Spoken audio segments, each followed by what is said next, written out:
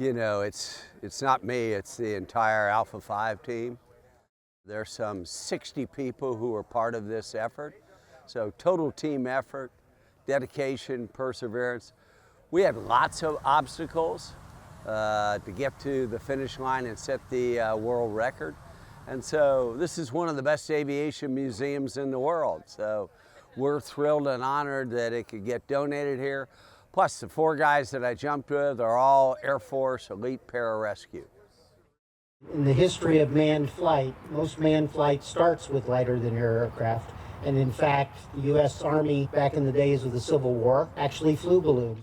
History of lighter than air aviation is something that exists for a long time, but it's not something we talk about today in the Air Force as much as perhaps we should. The second reason I was grateful to accept it is because of the purpose behind the project. And it's always worth supporting our own as we go forward. So certainly we're grateful to have this recognition both of our history and of our current activities. So on behalf of the Air Force, I want to thank Mr. Connor and the team, first of all, for your achievement, and then secondly, for this donation. We appreciate that. So thank you very much.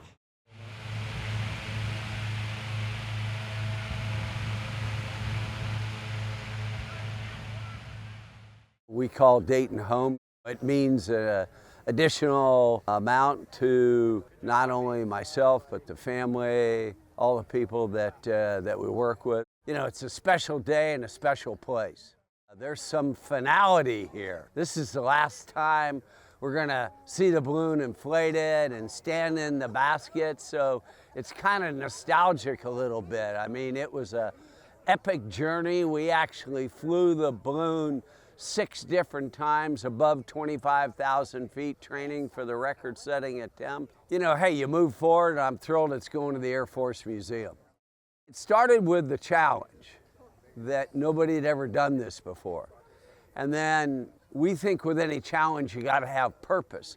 And so the purpose was the Special Operation Warrior Foundation, again, tied to the 4 Air Force Pararescue guys that I trained and successfully jumped with. And you know, we were fortunate. We set out to raise $1 million, and we ended up raising over $1 million for a foundation that's helped over 1,500 families of fallen special operator warriors.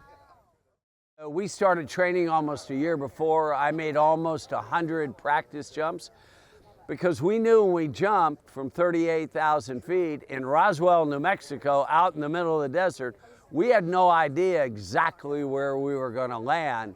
So it's not only training to, you know, jump from that altitude, it's also once you're under canopy, navigating your way to a safe landing. So, but with Rob Dieguez leading the training, it went like flawlessly.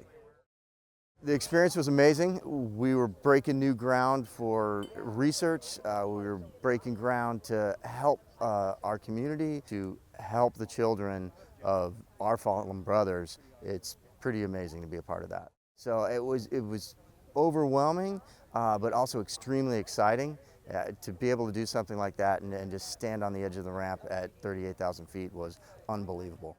We paused on the ramp and just kind of looked around and watching the sunrise over the horizon, and we just knew like this was the one. You're the head honcho. Yeah. Actually, can you pull the valve one more time and get one of the fire going? There you go. Ready? Yeah, yeah.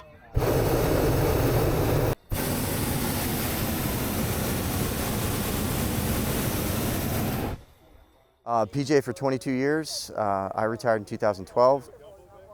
Pretty awesome career. I was very proud to do it. 7 combat tours and managed to come home in relatively one piece. I think it's full circle for the project, but it's full circle for me too. The last time I was here was for Bill Pitzenbarger's Congressional Medal of Honor, and it was a very moving experience. And the men that are in that museum that did my job have been my heroes most of my career, and it's very humbling standing here today. Each one of those burners, there's 4 burners, each one puts out about the same heat as 60 house furnaces going full blast. That's amazing. That's amazing. Yeah, and you had 180 gallons of fuel on board? 180 gallons of propane on board. Yeah. And the record flight, we burned half of it. Yeah. That's amazing. You do it again? If you make me.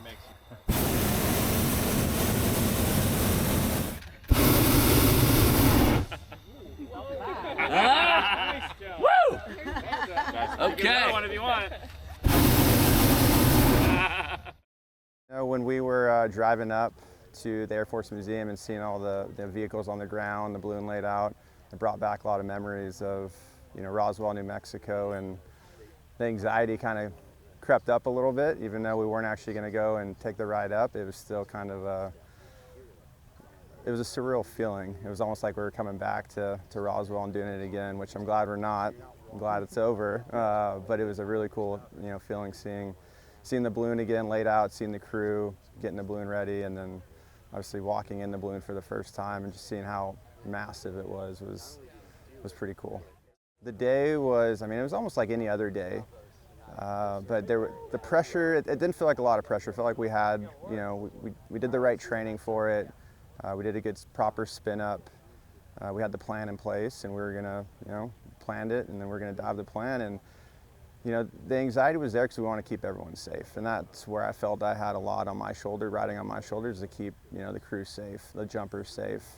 I had to plan from bottom to top, top to bottom, and you know, I felt like if anything was going to happen, it was going to be on me. So that's where the anxiety kind of crept in.